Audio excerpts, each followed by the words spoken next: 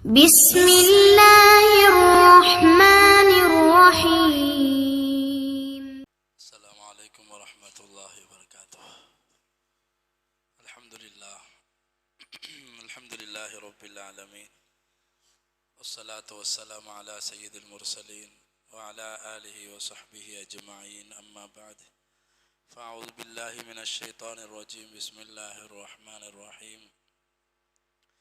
يا أيها الناس اتقوا ربكم الذي خلقكم من نفس واحدة وخلق منها زوجها وبث منهما رجالا كثيرا ونساء، واتقوا الله الذي تساءلون به والأرحام إن الله كان عليكم رقيبا. صدق الله العظيم. الحمد لله. இன்றைய தினம் சூரத்து நிசா ஓதி முடிக்கப்பட்டது. நிசா என்று சொன்னால் பெண்கள். பெண்கள் என்ற பெயரில் அல்லாஹு தாலா ஒரு சூறா. குர்ஆன் இறங்கக்கூடிய காலம், நபி ஸல்லல்லாஹு அலைஹி வஸல்லமுடைய நுபுவத்துடைய அந்த காலம் எப்படி இருந்துச்சுன்னு சொன்னால், பெண்களுக்கு அந்த அறியாமை காலத்தில் பெண்களுக்கென்று எந்த மரியாதையும் இல்லை, பெண்களுக்கு எந்த அந்தஸ்தும் இல்லை.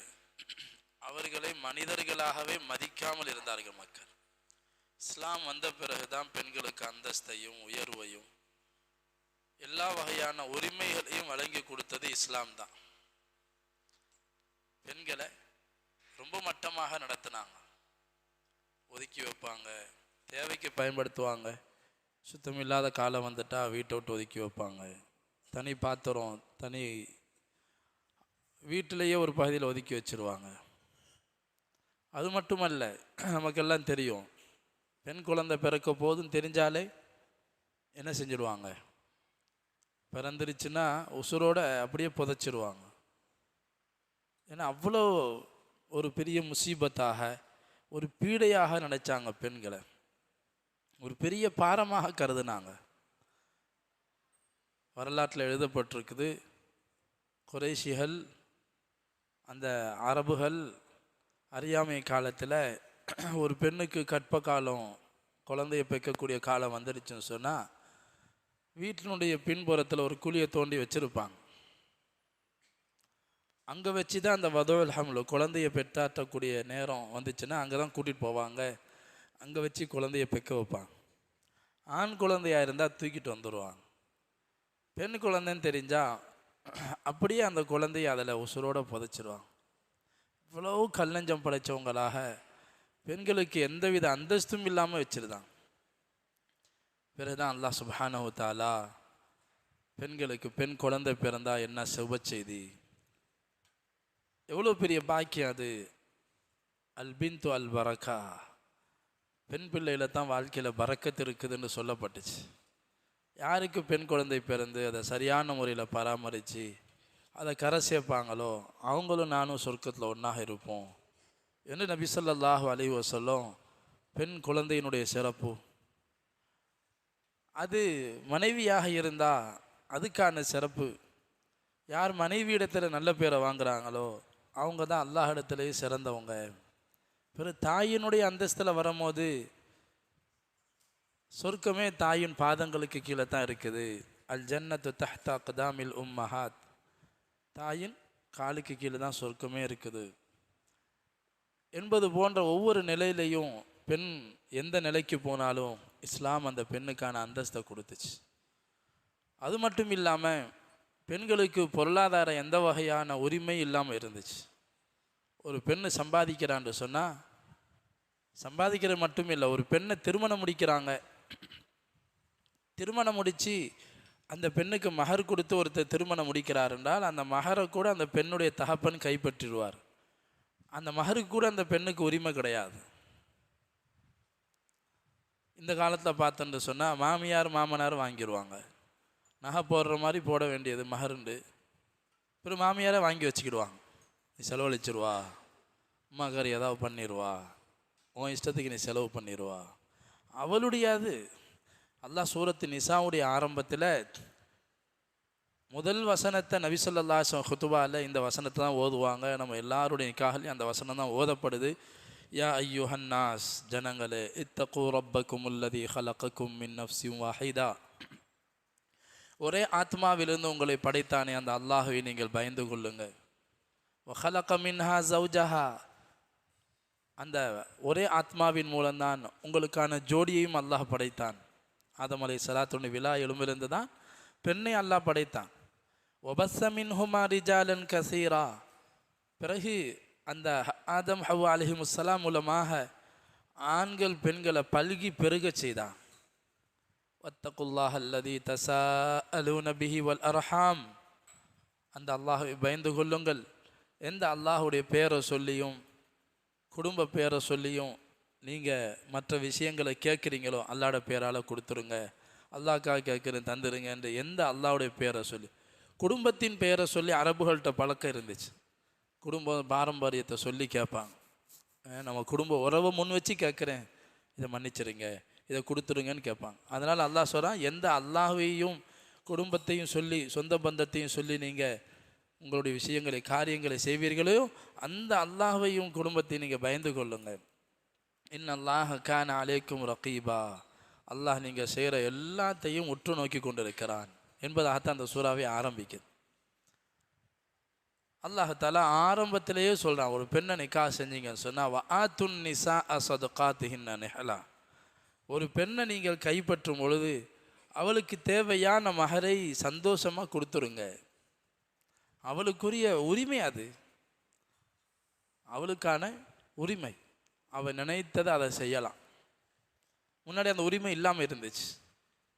அதை பராமரிக்கக்கூடிய வழியாக யார் இருக்கிறாரோ அதை வாங்கிக்கிடுவார், வாப்பாக்காரர் வாங்கிக்கிடுவார் மகரை.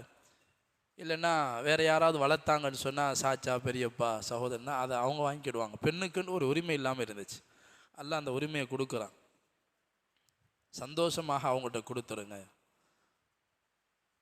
கண்ணியமிக்க அல்லாஹ்வினர்களே, அங்கிருந்து அல்லாஹ் சுப்ஹானஹு வ தஆலா பெண்களுக்கான எல்லா உரிமைகளையும் அல்லாஹ் கொடுத்தான். எதுவுமே இல்லாமல் கடந்த பெண்ணுக்கு எல்லா வகையான அந்தஸ்தையும் கொடுத்து உயர்ந்த அந்தஸ்தை கொடுத்து அல்லாஹ் வைக்கிறான்.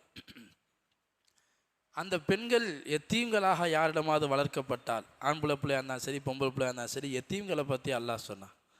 அனாதைகளுடைய பொருளாதார விஷயத்தில் அல்லாஹ் பயந்து கொள்ளுங்க. வஆத்துல் யதாமா அம்வாலஹும் வலா ததபத்தலுல் ஹபீஸ பித்தய்யிப் வலா தஅகுலு அம்வாலஹும் இலா அம்வாலிக்கும் இன்னஹு கான ஹூபன் கபீரா. பாப்பா மௌத்தா போயிட்டாங்க, செல்வந்தராக இருந்தார், அந்த சொத்துக்கு வாரிசாக அந்த பிள்ளைங்க இருக்கிறாங்க. அப்போ அந்த அந்த இறந்து போனவருடைய சகோதரர் அந்த சொத்தை பராமரிக்கிறார். எத்தீமான சகோதரனுடைய பிள்ளைங்கள்லாம் இருக்கிறாங்க. இந்த பிள்ளைங்க எப்போ வயசுக்கு வந்துடுவாங்களோ, பெரியவங்களாகிடுவாங்களோ, புத்தி சுவாதீனம் உள்ளவங்களாகிடுவாங்களோ, ஃபதுஃபஉ இலைஹிம் அம்வாலஹும், அவங்க பொருள் அவங்கள்ட்ட கொடுத்துருங்கன்னு அல்லாஹ் சொல்ல. கொடுக்கும் போது ஏமாற்றி கொடுக்காதீங்க. உங்கள்கிட்ட உங்களுடைய பொருளையும் அவங்க பொருளையும் கலந்துடாதீங்க. அந்த காலத்தில் ஆடு மாடு வச்சுருப்பாங்க. சில நேரத்தில் எத்தீமான அந்த பிள்ளைங்களுடைய ஆடு மாடு கொளுத்து போயிருக்கும், இவங்களுடைய ஆடு மாடு நோஞ்சானா இருக்கும். இப்போ கொடுக்கக்கூடிய நேரம் வரும்போது நோஞ்சானா மெலிஞ்சி இருக்கக்கூடிய ஆடு மாடுகளை கொடுத்து கொளுத்ததெல்லாம் இவங்க வச்சுக்கிடுவாங்க. ஆடுக்கு ஆடு சரியாக போச்சு, உன் சொத்து இதுதான் சொல்லி அந்த பிள்ளைங்களை என்ன செய்வாங்க, என்ன செய்கிறது, இவ்வளோ காலம் பாதுகாத்து தந்தாங்களே சொல்லி அவங்க வாங்கிட்டு போயிடுவாங்க. ஆனால் இந்த ஏமாத்தினது இன்றைய காலத்தில் சொத்து செல்வங்கள், காசு பணங்கள், கட்டடங்கள், பில்டிங்களாக அதுக்கான உரிமைகளை வழங்கக்கூடிய நேரம் வரும்பொழுது ஏதாவது காரணம் சொல்லி அதில் குறை செய்யக்கூடாது. என்ன பங்கு அவங்க போகணுமோ அந்த பங்கு அவங்க கொடுக்கணும். இந்த விஷயத்தில் சஹாபாக்கள் பயந்தாங்க, எத்தீம்களை வளர்க்கவே பயந்தாங்க, எத்தீம்களை பராமரிக்கவே பயந்தாங்க, இதில் குறை ஏற்பட்டுருமே. இப்போ அல்லாஹ் அதில் சலுகை கொடுத்தான். நீங்கள் அந்த எத்தீமான அனாதைகளுடைய பொருட்களை நீங்கள் பராமரிக்கிறதுனால சில செலவினங்கள் ஏற்பட்டுச்சு அப்படின்னு சொன்னால் அந்த செலவுக்கு தேவையான அளவு அவங்க சொத்தில் நீங்கள் எத்தீம்களுடைய சொத்தில் நீங்கள் எடுத்துக்கலாம். அது தப்பு கிடையாது. பராமரிக்கிறதுக்குன்னு சில செலவுகள் இருக்கும், அதுக்காக நீங்கள் எடுத்துக்கிறது தப்பு கிடையாது.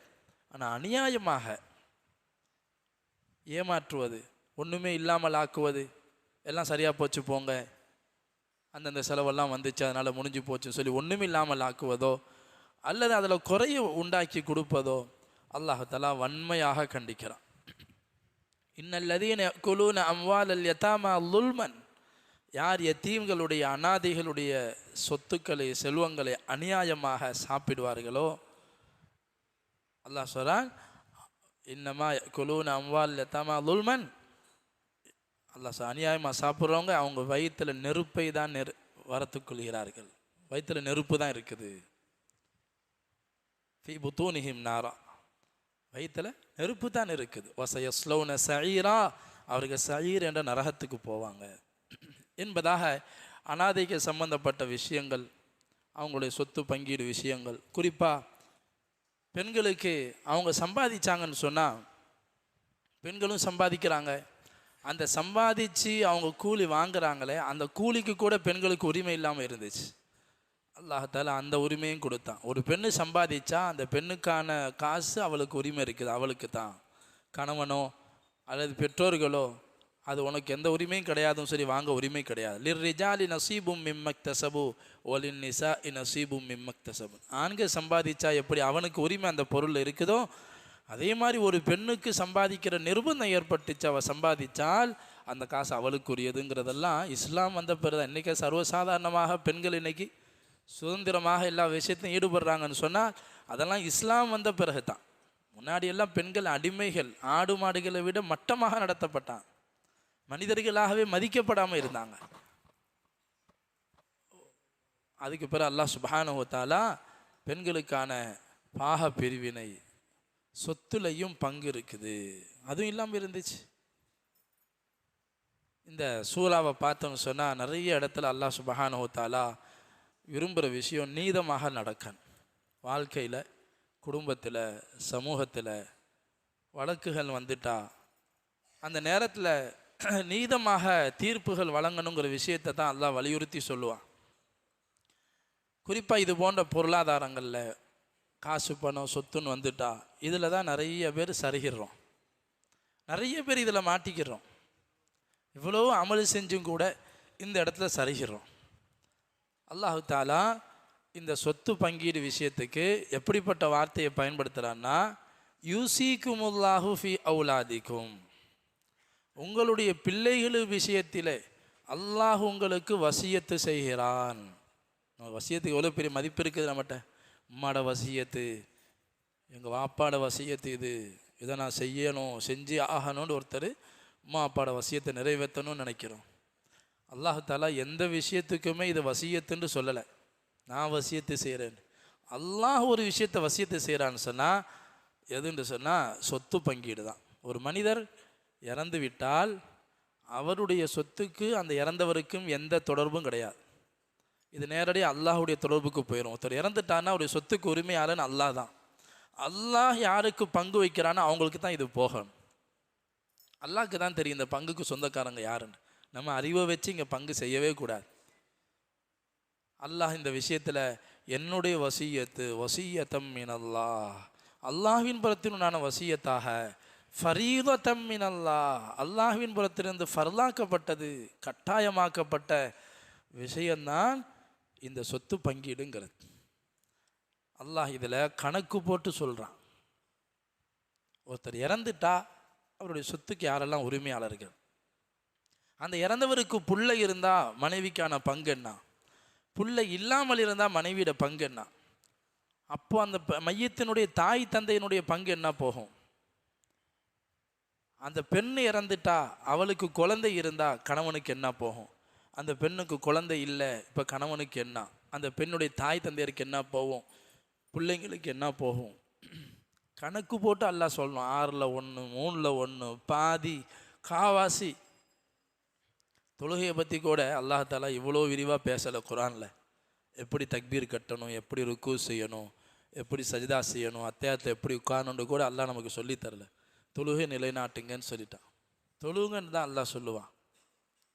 ஆனால் சொத்து பங்கீடு விஷயத்த விழா வாரியாக அல்லாஹ் சொல்கிறான். கண்ணியமிக்க அல்லாஹ்வினுடைய யார்களே, இதில் நீதியாக நேர்மையாக நடக்கணும். ஒரு சஹாபி நபிசுல்லாஹத்தில் வந்தாங்க, ஒரு சஹாபி பெண்மணி ஜாபிர் இப்னு அப்துல்லாஹ் ரலியல்லாஹு தஆலானுடைய, அவங்க சொல்கிறாங்க ஒரு சயீத் ரலியல்லாஹு தஆலானுங்கிற சஹாபி உஹதுல வஃபாத் ஆகிடுறாங்க. அந்த சஹாபியினுடைய மனைவி நபிசாசன் சொல்கிறாங்க, தன்னுடைய 2 மகள்களையும் பொம்பளை பிள்ளையும் கூட்டிக்கிட்டு நபிசாசன் சொல்கிறாங்க, யார சொல்லலாம், என்னுடைய கணவர் சாது அல்லாஹுடைய பாதையில் உஹதில் ஷஹீதாகிவிட்டார். அவருக்கு 2 பெண் பிள்ளைங்க இருக்கிறாங்க. ஆனால் இந்த அவருடைய சொத்துக்களை எல்லாம் சாதுடைய சகோதரர் எடுத்துக்கிட்டார். இந்த பிள்ளைங்களுக்கு எதுவுமே இல்லாமல் போயிடுச்சு. இந்த பிள்ளைங்களுக்குன்னு ஏதாவது இருந்தால் தான் இந்த பிள்ளைங்களுக்கு திருமணம் செய்ய முடியும் என்பதாக அந்த பெண்மணி நபி ஸல்லல்லாஹு அலைஹி வஸல்லம் வந்து அந்த பிள்ளைக்கான சொத்துக்களை வந்து கேட்குறான். அப்போ தான் அல்லாஹ் இந்த ஆயத்தை இறக்குனான். பெண்களுக்கான உரிமை, எல்லாருடைய சொத்துக்களுக்கும் பங்கீடு எப்படி செய்யணும். தில்க ஹுதூதுல்லாஹ், இது அல்லாஹ்வினால் வரையறுக்கப்பட்ட வரையறை.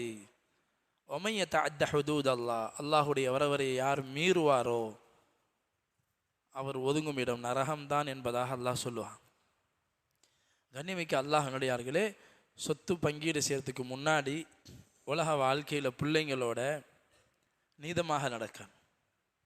ஏன்னா சொத்து பங்கீடு செய்யும்போது பிரச்சனை வருது. என்ன பிரச்சனை வருது? உனக்கு உமா அப்பா அது தந்துட்டாங்க, நீ சொத்து இதெல்லாம் வராத சொல்கிறாங்க. உமா அப்பா உனக்கு ஹயாத்தோட உமா அப்பா பிள்ளைங்களுக்கு செய்கிறது இருக்குது, அது ஹிபத்து, அன்பளிப்பு. அன்பளிப்பு செய்கிறதுலையும் நேர்மையாக நடக்கணும். நுஅமான் இப்னு பஷீர் ரலியல்லாஹு தஆலாங்கிற சஹாபி நபி ஸல்லல்லாஹு அலைஹி வஸல்லம் வந்து சொன்னாங்க, யா ரசூலல்லாஹ், என்னுடைய இந்த மகனுக்கு நான் ஒரு அடிமையை அன்பளிப்பாக கொடுக்குறேன், நீங்கள் சாட்சியாக இருங்க. நபி ஸல்லல்லாஹு அலைஹி வஸல்லம் சொன்னாங்க, நான் ஒரு பாவமான விஷயத்துக்கு சாட்சியாக இருக்க மாட்டேன். ஏன்? நீங்கள் இந்த மகனுக்கு நீங்கள் இந்த அடிமையை கிஃப்டாக கொடுக்குறீங்களே, இது போன்று மற்ற பிள்ளைகளுக்கு நீங்கள் கொடுக்குறீங்களா? இல்லை யார சொல்ல, இந்த மகனுக்கு தான் கொடுக்குறேன். இந்த பாவத்துக்கு நான் துணை போக மாட்டேன், நான் இதுக்கு சாட்சியாக இருக்கேன். கொடுத்தா எல்லாருக்கும் கொடுங்க, இல்லாட்டி இவருக்கும் கொடுக்காதீங்க. ஒரு அன்பளிப்பு செய்கிறோம், ஆம்பளை பிள்ளை பொம்பளை பிள்ளைன்னு வருது. ஒரு பொம்பளை பிள்ளைக்கு தேவையான ஒரு நகை அன்பளிப்பு செய்கிறீங்களா? அது உம்மா செஞ்சாலும் சரி, வாப்பா செஞ்சாலும் சரி. மகனுக்கு நகையை கொடுக்க முடியாது, நகைக்கு ஈடான வேறு ஏதாவது செல்வத்தை கொடுங்க. வீடை கொடுக்குறீங்களா பொம்பளை பிள்ளைக்கு? வீடு கொடுக்க சக்தி இல்லையா? அந்த வீட்டை பாதி மகனுக்கு பாதி மகளுக்கு கொடுங்க கிஃப்டா. பொருந்திக்கிட்டால் பிரச்சனை இல்லை. பிள்ளைங்க அந்த வயசுக்கு தெரியாது, ஊரு பழக்கம் இதான் சரியத்து போல நினச்சிக்கிடுவான். பின்னாடி வாழும் போது பாதிக்கப்படும் போது துவா செய்வாங்களா பெற்றோர்களுக்கு? ஆண் பிள்ளைகளுடைய நிலைமை நம்ம ஊரை பொறுத்த வரைக்கும் உள்ள நிலைமை, மற்ற ஊருடைய நிலைமை நமக்கு தெரியலை. கண்ணியமிக்க அல்லாஹ்வுடையவர்களே, ஹயாத்தில் செல்வம் உள்ளவங்க ஏதோ ஒரு வகையில் செஞ்சிடுறாங்க. பொம்பளை பிள்ளைக்கு வீடு கொடுத்த நகையை கொடுத்தா இன்னொரு பக்கம் ஆம்பளை பிள்ளைக்கு தோப்பை கொடுத்துட்றாங்க. அப்போ என்ன நடக்குது? அந்த வாப்பா இறந்து போயிட்டா அவருடைய சொத்துன்னு ஒன்று இருக்கும், அந்த பங்குக்கு எல்லாருக்கும் உரிமை இருக்கும். இப்போ மகன் சொல்லுவார், அப்பா உனக்கு எல்லாம் தந்துட்டாங்க, இப்போ உனக்கு பங்கு கிடையாது, போயிட்டு வா.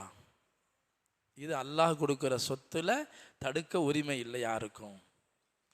அந்த பெண் பிள்ளைக்குன்னு என்ன போகணுமோ சொத்துன்னு வந்துட்டா அது போய்தான் ஆகணும். ஹயாத்தோட அன்பளிப்பில் கூட குறைய கொடுத்ததை நீங்கள் பொருந்தி இருக்கணும், இல்லாட்டி அவர் ஹயாத்தோடு இருக்கும் போதே நீங்கள் சமமாக கேட்டிருக்கணும். கண்ணியமிக்க அல்லாஹ்விடையார்களே, இந்த விஷயத்தை ரொம்ப கவனமாக இருக்கணும். நிறைய பேர் இந்த இடத்துல போய் மாட்டிக்கிடுவோம். அல்லாட்ட அல்லாஹ் பாதுகாப்பானாக. பிள்ளைகளுடைய துவாவை வாங்கி கொண்டு கபருக்கு போக, பிள்ளைங்களுடைய துவாவை பெற்று யார் கபருக்கு போனாரோ அவர் தான் பாக்கியசாலி. நபி ஸல்லல்லாஹு அலைஹி வஸல்லம் சொன்னாங்க, ஒரு மனிதன் மௌத்தாகிட்டா அவனுக்கும் உலகத்துக்குமான எல்லா தொடர்பும் அறுபற்றும். 3 விஷயம் மட்டும் அவன் கூட வரும். ஒரு மனுஷன் மௌத்தாகிட்டா எல்லா விஷயமும் அறுபற்றும். இதா மாத்தல் இன்சான் இன் கத்தா அன்ஹு அமலுஹு, அவனுடைய எல்லா வகையான தொடர்பும் அறுபற்றும். இல்லா மின் சலாஸ், 3 விஷயம் மட்டும் நீங்கள் மௌத்தானாலும் உங்கள் கூட வரும். அதில் ஒன்று தான் சொதக்கத்துன் ஜாரியா, தொடர்பரியான ஒரு தர்மம் செஞ்சுட்டு போனீங்க, ஒரு பள்ளியாசலை கட்டினீங்க, ஒரு மயசாவை கட்டினீங்க, இல்லை மக்கள் பயனடைகிற மாதிரி நிரந்தரமாக இருக்கிற ஒரு பொருளை விட்டுட்டு போனீங்க, அதை மக்கள் பயன்படுத்துகிற காலமெல்லாம் நீங்கள் மௌத்தா போனாலும் அந்த கபருக்கு அந்த நன்மை வந்துகிட்டே இருக்கும். 2வது சொன்னாங்க, இல்மு யுன்தஃபஉ பிஹி, ஒரு மார்க்க விஷயத்தை கற்றுக்கொண்டு மக்களுக்கு அதை பயன்பட்டீங்கன்னு சொன்னால் நீங்கள் மௌத்தானாலும் அதை மக்கள் அமல் செய்கிற காலம் எல்லாம் அந்த நன்மை உங்கள் கபருக்கு வரும். மூணாவது சொன்னாங்க வலதுன் சாலிஹுன் யதுஉ லஹு, தனக்காக துஆ செய்கிற பிள்ளைகளை யார் விட்டுட்டு போனாங்களோ அந்த அந்த துஆ அந்த பிள்ளை அந்த கபருக்கு வந்துட்டு இருக்கு. பெற்றோருக்கு எப்போ துஆ செய்வாங்க? பெற்றோர்கள் பிள்ளைகளுக்கு சமமாக நடக்குது. அந்த பிள்ளைங்க உள்ளத்தை வரக்கூடாது. பெண்களுக்கு அந்தஸ்தே இல்லாமல் இருந்துச்சு, அல்லாஹ் அந்தஸ்தை உயர்த்தி கொடுத்தான், எல்லா வகையான உரிமைகளையும் வாங்கி கொடுத்தான். அந்த நேரத்தில் அல்லாஹ் சொன்ன வரையறையோடு தான் நாங்கள் பங்கீடு செய்யணும். முஹப்பத்தில் கூட கூட வரலாம், கூட குறைய வரலாம். நபி ஸல்லல்லாஹு அலைஹி வஸல்லம் அவங்களுக்கு பல மனைவிமார்கள் இருந்தாங்க.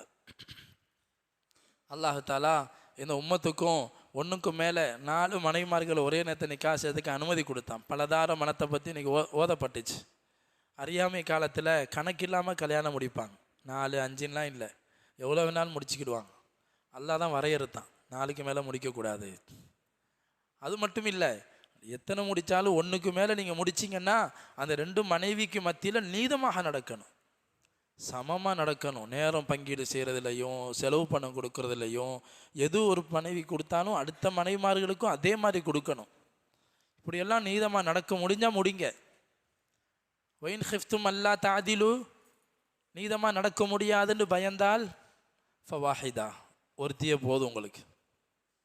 4 முடிங்க, நல்லா ஆர்வப்படுத்தலை. அந்த காலத்தில் கணக்கில்லாமல் முடித்தாங்க, அல்லாஹ் வரையறுத்தான். யாருக்கு அந்த சக்தி இருக்குதோ, பொருளாதார சக்தி, உடல் வலிமை இருக்குதோ, அவங்க ஹராமானதில் போய் ஈடுபட்டுறாமல், ஹராமான முறையில் விபச்சாரத்தில் போய் விழுந்துடாமல், அவங்க ஹலாலான முறையில் திருமணம் முடிக்க அனுமதிச்சே தவிர 1க்கு மேலே முடிக்கணுங்கிறது கட்டாயம் இல்லை. ஏன்னா இதே சூறாவில் இன்னொரு இடத்த அல்லாஹ் சொல்லுவான், சில பேர் ஆர்வப்படுவாங்க, 2 கல்யாணம் முடிக்கணும், 3 கல்யாணம் முடிக்கணும், நீதமாக என்னால் வாழ முடியும். என்னதான் நீங்கள் பேராசைப்பட்டு நீங்கள் நான் நீதமாக நடப்பேன் நீங்கள் முடித்தாலும் நீங்கள் யாராவது ஒருத்தியை அந்தரங்கத்தில் விட்டுருவீங்க. வலன் தஸ்ததீஉ அன் தஅதிலு பைனன் நிசா வலவ் ஹரஸ்தும் ஃபலா தமீலு குல்லல் மைலி ஃபததருஹா கல் முஅல்லகா. அல்லாஹ் சொல்கிறான், அந்தரங்கத்தில் ஒருத்தியை மட்டும் விட்டு யாராச்சும் ஒருத்திக்கு அநியாயம் செஞ்சிடுவீங்க. ஆனால் நபி ஸல்லல்லாஹு அலைஹி வஸல்லம் 10 மனைவிமார்களோட வாழ்ந்து காட்டினாங்க. 10 மனைவிமார்களோட சமமாக நடந்தாங்க, எல்லா விஷயத்தையும் சமத்துவமாக இருந்தாங்க. ஆனால் நபி ஸல்லல்லாஹு அலைஹி சொல்லுவாங்க, ஆனால் அன்புங்கிற விஷயம் இருக்குது, அது உள்ளத்தில் அல்லாஹ் போடுறது. அந்த அன்புல ஏற்றத்தாழ்வு இருக்கும். அதில் ஆயிஷா ரலியல்லாஹு தஆலா மேலே வச்ச அன்பு மாதிரி மற்றவங்க மேலே வைக்கல. அதனால அல்லாஹ்ட்ட துவா செய்யும் போது சொல்லுவாங்க, யா அல்லாஹ் எல்லா விஷயத்தையும் சமமாக இருந்தேன், அன்பை வெளிப்படுத்துகிற விஷயத்தில் அன்பு உள்ளத்தில் வருதே, அது உன் புறத்தில் உள்ளது, நீ உள்ளத்தில் போடுகிறாய், இது என்னுடைய கட்டுப்பாட்டில் இல்லை. அதே மாதிரி தான் பிள்ளைங்களுக்கு மத்தியிலையும் அன்புல ஏற்றத்தாழ்வு வரலாம். ஆனால் அதுக்காக கொடுக்கக்கூடக்கூடிய பொருளாதாரத்தில் அன்பளிப்புகளில் வித்தியாசம் காட்டக்கூடாது, அதில் சமமாக இருக்கணும். வசியத்து செய்கிறாங்க, சொத்துக்களில் வசியத்து செஞ்சாலும் அதுலேயும் ஷரியத்து வழிகாட்டுது. வசியத்து செய்யலாம், என்னுடைய சொத்தில் இன்னாருக்கு இந்த பள்ளிக்கு இவ்வளோ கொடுங்க அப்படின்னு சொல்லலாம். ஆனால் அளவு இருக்குது. சஅத் இப்னு அபி வக்காஸ் ரலியல்லாஹு தஆலா நோய்வாய்ப்பட்டிருந்தாங்க. நபி ஸல்லல்லாஹு அலைஹி வஸல்லம் போய் சந்திக்க போனாங்க. அந்த சஹாபி சொன்னாங்க, யா ரசூலல்லாஹ், எனக்கு நிறைய சொத்து இருக்குது, ஆனால் எனக்கு ஒரே ஒரு பொம்பளை பிள்ளை தான் இருக்குது. அதனால் என்னுடைய விருப்பம் என்னென்னு சொன்னால், என்னுடைய சொத்தை 3 பங்காக்கி 1 பங்கு என் மகளுக்கு கொடுத்துட்டு மிச்சத்தையெல்லாம் நான் அல்லாஹ்வுடைய பாதையில் கொடுத்துட்றேன். வசியத்து செஞ்சான். நபி ஸல்லல்லாஹு அலைஹி சொன்னாங்க, வேண்டாம், அப்படி செய்ய வேணாம். சரி, 2 பங்கை கொடுத்துட்டு மிச்சத்தை நான் செஞ்சிடறேன். பாதியை கொடுத்துட்டு பாதியை கொடுக்குறேன், வேண்டாம் வேண்டாம். அப்புறமா 4ல் 1 நான் செய்கிறேன். நபி ஸல்லல்லாஹு அலைஹி சொன்னாங்க, 3ல் 1 செய்கிறேன் அப்படின்னு சொல்லும் போது நபி ஸல்லல்லாஹு அலைஹி சொன்னாங்க, 3ல் 1ங்கிறதும் அதிகம்தான், சரி பரவாயில்லைண்டா சொல்லிட்டு சொன்னாங்க, அதே நீங்கள் உங்களுடைய வாரிசுகளை, உங்களுடைய சந்ததிகளை அடுத்தவங்கள்ட்ட கேட்குற மாதிரி நிலைமையில் விட்டுட்டு போகிறத விட தன்னிறைவோடு விட்டுட்டு போகிறது தான் சிறந்தது. அதனால் ஒன்றுமில்லாமல் ஆக்கிட்டு போயிடாதீங்க. அதனால் ஒருத்தர் வசியத்து செய்கிறாரு, பிள்ளைங்கள்லாம் இருக்கிறாங்க, சொத்து இருக்குது, என் சொத்தில் எல்லாத்தையும் ஒரு பாதியை கொண்டு போய் இந்த பள்ளிக்கு இந்த மைசாவுக்கு கொடுங்க சொன்னால் அது செல்லாது. அவர் மௌத்தாகிட்டா அவர் வசியத்தில் 3ல் 1 பங்கு தான் செல்லும், அதுக்கு மேலே அவர் வசியத்து செஞ்சாலும் அது செல்லாது. அதே மாதிரி பாவமான முறையில் வசியத்து செய்கிறாரு, இந்த சொத்தில் இந்த மகனுக்கு கொடுக்காதீங்க, இவன் எனக்கு எந்த வகையிலையும் உதவலை, இவன் என் பேச்சே கேட்கலை, இவனுக்கு என் சொத்தில் ஒரு பங்கு கூட போகக்கூடாதுன்னு சொன்னாலும் ஷரியத் படி போக, இது வரைக்கும் அவர் முஸ்லீமான மகனாக இருப்பாரோ, அல்லது தந்தையை கொலை செய்யாத மகனாக இருப்பாரோ. கொலை செஞ்சார் முஸ்லீமான மனுஷன்தான், நவுது பில்லா தந்தையை கொலை செஞ்சிட்டாருன்னா சொத்தில் பங்கு போகாது. அதை தவிர மற்ற வகையான பாவங்களுக்காக கட்டுப்பள்ளைங்கத்துக்காகவெல்லாம் சொத்தில் பங்கு இல்லைன்னு சொல்ல முடியாது. ஏன்னா இது அல்லாஹ் பங்கீடு செய்கிறான். ஆக இந்த பங்கீடு விஷயமாக பெண்கள் சம்பந்தப்பட்ட விஷயத்திலையும் குழந்தைங்க விஷயத்திலையும் தாய் தந்தையர் விஷயத்திலையும் அல்லாஹ் தஆலா பங்கீட தெளிவாக சொல்கிறான். அதை முறையாக விளங்கி பங்கீடு செய்யும். அதே மாதிரி கண்ணியமிக்க அல்லாஹ்வினுடையார்களே, பெண்கள் சம்பந்தப்பட்ட பல்வேறு விஷயங்கள் அல்லாஹ் சொன்னான். குடும்ப வாழ்க்கையில் கணவன் மனைவின்னு வந்துட்டா அந்த இடத்துல பிரச்சனைகள் வரத்தான் செய்யும். நீங்கள் விரும்பாத விஷயங்கள் நடக்கலாம். ஆனால் நீங்கள் என்ன செய்யுங்க, அந்த இடத்துல ஆண்களுக்கு தான் அல்லாஹ் உபதேசம் செய்கிறான். வஆஷிருஹுன்ன பில் மாரூஃப், ஆண்களே பெண்களிடத்தில் அழகான முறையில் வாழ்க்கையை நடத்துங்க. நீங்கள் விரும்பாத விஷயம் அங்கே இருந்துச்சுன்னு சொன்னால் நீங்கள் எதை விரும்ப மாட்டீங்களோ அதில் நிறைய நலவு இருக்குதுன்னு அல்லாஹ் சொல்கிறான். ஃபைன் கரிஹ்துமூஹுன்ன ஃபஅஸா அன் தக்ரஹு ஷைஆ வயஜஅல் அல்லாஹு ஃபீஹி கைரன் கசீரா. நிறைய நலவு அதில் இருக்கும், நமக்கு தெரியாது, அதில் ஹிக்மத்து நமக்கு தெரியாது. அதனால் அதை பொருந்தி போங்க. நபி ஸல்லல்லாஹு அலைஹி வஸல்லம் சொன்னாங்க, மனைவி இடத்துல ஒரு விஷயம் உங்களுக்கு பிடிக்கலைன்னா அவள்கிட்ட எவ்வளவோ பல நல்ல விஷயம் இருக்கும், அவர்கிட்ட பல நல்ல விஷயங்கள் இருக்கும். உங்களுக்காக குழந்தைங்களை பெற்று கொடுக்குறாங்க. அதை ஒன்றுக்கே அவங்களுடைய தவறுகளை நம்ம மன்னிச்சிடணும். உங்களுக்காக வீட்டில் காத்திருக்கிறாங்க, கணவர் சாப்பிட மாட்டாங்க, அவருக்கு ஒன்றுண்டாக்கா அவங்க தூக்கம் வராது.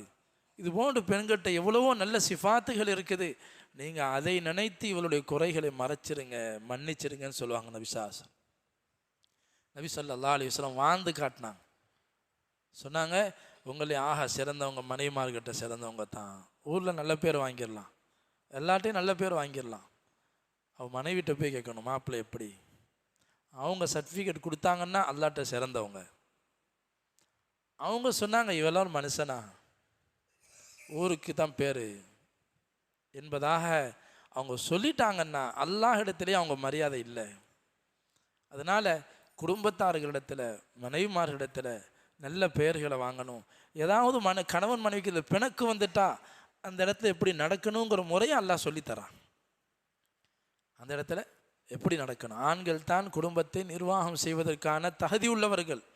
குடும்ப நிர்வாகம் யார்கிட்ட இருக்கணும்? அர்ரிஜால் கவ்வாமூன் அலன் நிசா, பெண்கள் மீது ஆதிக்கம் அல்ல, பெண்களின் மீது நிர்வாகம் செய்யக்கூடியவங்க. ஆண்கள் நினச்சிடக்கூடாது நம்ம கையில் அதிகாரம் இருக்குது. சில பேர் அப்படி நினச்சிடுறாங்க, ஆம்பளைண்டா அதிகாரி, பெண்கள்னா அடிமைகள், நம்ம பேச்சு எல்லாத்தையும் கேட்டாகணும், ஏற்று பேசக்கூடாது. இல்லை, நபி ஸல்லல்லாஹு அலைஹி வஸல்லம் மனைவிமார்களும் நபி ஸல்லல்லாஹு அலைஹி வஸல்லம் என்ன செஞ்சுக்கிறாங்க, மனிதங்கிற அடிப்படையில் பேசிக்கிறாங்க.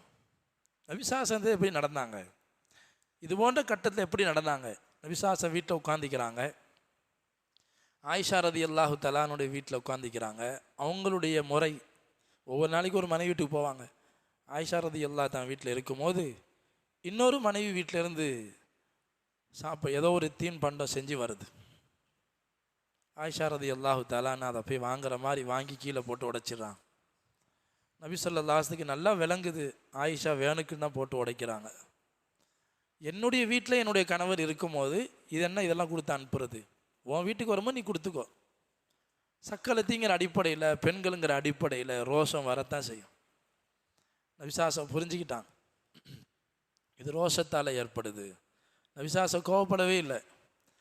கொண்டு வந்த அந்த அடிமை பெண்ணிட்ட சொன்னாங்க, அம்மா கொஞ்சம் ரோஷத்தில் நடந்துக்கிட்டாங்க என்பதாக சொல்லிட்டு நபி ஸல்லல்லாஹு அலைஹி வஸல்லம் கீழே உட்கார்ந்து உடைந்த பாத்திரத்தை எடுத்தாங்க, கீழே கடந்த பண்டங்களை கையில் எடுத்தாங்க. இதை பார்த்து ஆயிஷா ரலியல்லாஹு ரோஷம் இறங்கிருச்சு, கவலை வந்துருச்சு, இப்படி நம்ம நடந்துக்கிட்டோமே. உடனே நபிசாச மனைவி கேட்டாங்க. நபிசா சொன்னாங்க, ஆயிஷா உன்னுடைய பாத்திரத்தை ஒரு பாத்திரத்தை கொடுத்து விடு. இப்படித்தான் நபி ஸல்லல்லாஹு அலைஹி வஸல்லம் மனைவிமார்களோடு நடந்த விதம். ஒரு தடவை வீட்டுக்கு வர்றாங்க, கடுமையான தலைவலி ஆயிஷா ரலியல்லாஹு தஆலா, வாரஸா வாரா தலைவலியே தலைவலியே தலைவலி உடைக்கிதே புலம்பிட்டு இருக்கிறாங்க ஆயிஷா ரதியல்லாஹு. நபிசா சொன்னாங்க, ஆயிஷா நீ பயப்படாத, நீ மௌத்தாலாம் போக மாட்டா, இந்த தலைவலினால மௌத்தெல்லாம் வராது. மௌத்தா போனால் என்ன, நான் இருக்கிறேன் அல்லாட நபி, நான் உன்னை குளிப்பாட்டுவேன், உனக்கு தொழுவ வைப்பேன், நான் ஜனாசா தொழுவ வச்சு என் கையால் உன்னை அடக்குவேன், எவ்வளோ பெரிய பாக்கியம் உனக்கு கிடைக்கும். மௌத்தா போனாலும் உனக்கு பாக்கியம் தான். ஆயிஷா நீ கோவம் வந்துருச்சு. அப்படி ஒரு எண்ணம் இருக்குது அவங்களுக்கு. நான் மௌத்தா போய் என்னை அடக்கிட்டு இந்த வீட்டில் வேறொரு மனைவியை கொண்டு வந்து வச்சு இங்கே வாழ நினச்சிட்டு இருக்கீங்களா? நபிசாசலம் கோவப்படல, சிரிச்சிட்டாங்க. சிரித்து அந்த அந்த மஜ்லிஸை அப்படியே அமைதிப்படுத்திட்டான். மனிதங்கிற அடிப்படையில் பெண்கள்கிட்ட ரோஷங்கள் வரும், பேச்சுக்கள் வரும். உமர் ரலியல்லாஹு எப்படிப்பட்ட சஹாபி? உமர் ரலியல்லாஹு காலத்தில், அவங்களுடைய ஆட்சி காலத்தில் ஒரு சஹாபி என்ன செய்கிறாரு, தான் மனைவியை பற்றி புகார் செய்கிறதுக்காக வீட்டுக்கு போகிறாரு. நேராக அங்கே போய் பார்த்தா உமர் ரலியல்லாஹு வீட்டிலே பிரச்சனை. அவங்க வீட்டில் சத்தம் கூடவா இருக்குது. உமர் தன் மனைவி கத்திட்டு இருக்கிறான். இவர் பார்த்தாரு, வீட்டு வாசல் வரைக்கும் போயிட்டு திரும்பிட்டார். அவங்க வீட்டிலே பிரச்சனை, அவர்கிட்ட போய் என்னது கேட்குறாரு. உமரத்தனை பார்த்தாங்க, இங்கே வாங்க, ஏன் வந்துட்டு போகிற, என்ன செய்தி? இல்லை என் பிரச்சனையை சொல்லலான்னு வந்தேன், உங்கள் வீட்டிலே பிரச்சனையாக இருக்குது. உமர் ரலியல்லாஹு தஆலா சொன்னாங்க, இந்த பாருங்க, அவளும் மனுஷன்தான், அவள் வீட்டிலே இருக்கிறா, நமக்கான எல்லா வேலைகளையும் செய்கிறாங்க, அவளுக்குன்னு சில உரிமைகளை கேட்குறதுல தப்பு கிடையாது. இதுக்காக நம்ம அடக்கி ஆள்றதோ அடித்து ஒடுக்கிறதோ நமக்கு அழகு இல்லை. நபிசா சொன்னாங்க, எந்த கணவன் மனைவி அடிப்பானோ அவன் சிறந்த மனிதனாக இருக்க முடியாது. ஆனால் அடிக்க அல்லாஹ் அனுமதி தர்றான். சொல்லு பேச்சு கேட்காத அடங்காப்பிடாரியாக இருக்கக்கூடிய மனைவியாக இருந்தால், நல்ல பெண் யாரு? ஃபஸ்ஸாலிஹாத்து கானிதாத், சிறந்த பெண் என்பவள் கானிதாத், கட்டுப்படுவாள், அடக்கமாக இருப்பாள், இத்தாத்து கட்டுப்பட்டு நடப்பாள், பேச்சுகளை கேட்பாள். நல்ல பெண்ணுக்கு நபிசாச இலக்கணம் சொன்னாங்க. நல்ல பெண், சாலிஹான பெண் யார் என்று சொன்னால், கணவன் வரும்போது சிரித்த முகத்தோடு வரவேற்பாள், அவன் ஏதாவது கட்டளையிட்டால் அதை நிறைவேற்றுவாள், அவன் இல்லாத போது கற்பை பாதுகாத்து கொள்வாள், அவனுடைய சொத்துக்களை பாதுகாத்து கொள்வாள். இவன் தான் சிறந்த பெண்ணுன்னு சொன்னான். அதுதான் அல்லாஹ் சொல்கிறான், ஃபஸ்ஸாலிஹாத்து கானிதாத்துன் ஹாஃபிலாத்துல் லில் கைபி மா ஹஃபிதல்லாஹ். ஆனால் அதே நேரத்தை இந்த பெண்ணால் மாறு செய்வதை நீங்கள் பயந்தால் நீங்கள் உபதேசம் செய்யுங்கன்னு அல்லாஹ் சொல்கிறான். எடுத்தோன்னே தலாக் இல்லை, கோவம் வந்துட்டால் தலாக். கோவத்தில் தலாக் சொல்லிடுவோம், பின்னாடி சேர முடியாது. ரொம்ப கவனம். அல்லாஹ் வழிமுறை சொல்லி தர்றான். ஃபைலூஹுன்ன, அழகான முறையில் உபதேசம் செய்யுங்க, எடுத்து சொல்லுங்க. கேட்கலையா, அடுத்து அல்லாஹ் சொல்கிறான், வஹஜுருஹுன்ன ஃபில் மதாஜியா, படுக்கையிலேருந்து ஒதுக்கி வைங்க, ஒன்றா கட்டில் படுக்காதீங்க, முதுகை காட்டி படுங்க. அப்பையும் பேச்சு கேட்கலையா, காயம் படாதவாறு அடிங்க. அப்பையும் கேட்கலையா, பிரச்சனை வருது குடும்பத்தில், அல்லாஹ் வழிமுறை சொல்லித்தர்றான். 2 குடும்பத்திலையும் ஹக்கம், நீதியான ஆளை கூப்பிடுங்க. எடுத்தோனே என்னங்க, நீதியானவங்க. கல்யாணம் முடிக்கும் போது சங்கத்திலேருந்து புக்கு கொண்டு வர்றாங்க, மாப்பிள்ளை விட்டது 4 சாட்சி, பொண்ணு வீட்டில் 4 சாட்சிகள் எடுக்கிறோம். நல்ல மனிதர்கள், சாலிஹானவர்களாக பார்த்து கையெழுத்து போட சொல்லுவாங்க. அவங்கள தான் பிரச்சனைத்தை கூப்பிடணும். பிரச்சனை வந்தால் யார் கையெழுத்து போட்டாங்களோ அவங்கள கூப்பிட்டு அல்லாஹ் சொல்கிறான் எப்படிப்பட்டவங்களாக இருக்கணும். யுரீதா இஸ்லாஹை யுவஃபிகில்லாஹு பைனஹுமா, 2 தரப்புலையும் வரக்கூடிய அந்த நீதிபதிகள் எப்படியாவது 2 பேரையும் சேர்த்து வச்சிடணும். இவங்க பிரச்சனையை கேட்டு சால்வாக்கி சமாதானம் சொல்லி சேர்த்து வைக்கணுங்கிற 2 பேருடைய எண்ணமாக இருந்தால் அல்லாஹ் அந்த 2 ஜோடியை சேர்த்து வச்சிருவான். அந்த நீயத்தோட குடும்பத்துக்குள்ளேயே முடிக்க பாருங்க. அல்லாஹ் சொல்கிறான், குடும்பத்துக்குள்ளேயே பேசுங்க, பிரச்சனையை சங்கத்துக்கு கொண்டு வராதீங்க, முதல்ல குடும்பத்தில் பேசுங்க, ஒருத்தருக்கு ஒருத்தர் பிரச்சனையை சொல்லுங்க, சமாதானம் செய்யுங்க. வாழ்க்கைன்னா அப்படித்தான், விட்டு கொடுத்து போகணும், மன்னிச்சு போகணும் என்பதாக அல்லாஹ் சுப்ஹானஹு வ தஆலா சொல்லி, இது போன்ற பல்வேறு உபதேசங்கள், பல்வேறு வழிகாட்டுதல்கள் அல்லாஹ் சொன்னால் பெண்கள் சம்பந்தப்பட்ட பல்வேறு விஷயங்கள் சொல்லப்பட்டுச்சு. ஆக இது போன்ற விஷயங்களை நம்ம வாழ்க்கையில் படித்து முஆஷரான்னு சொல்லப்படக்கூடிய குடும்ப வாழ்க்கையில் அல்லாஹ் சொன்ன பிரகாரம் வாழ்க்கையை நடத்தணும். சுன்னத்தான முறையில் நபி ஸல்லல்லாஹு அலைஹி வஸல்லம் எந்த முறையில் வாழ்ந்து காட்டினாங்களோ அந்த அழகான முன்மாதிரியான வாழ்க்கையை நம்முடைய வாழ்க்கையிலையும் கொண்டு வரணும். அல்லாஹ் சுப்ஹானஹு வ தஆலா விளங்கி அமல் செய்யக்கூடிய பாக்கியத்தை நம்ம எல்லாருக்கும் நசீபாக்குவானாக. آمين وآخر دعوانا الحمد لله رب العالمين. السلام عليكم ورحمة الله وبركاته. سبحان الله بحمده سبحانك اللهم وبحمدك ونشهد أن لا إله إلا أنت أستغفرك.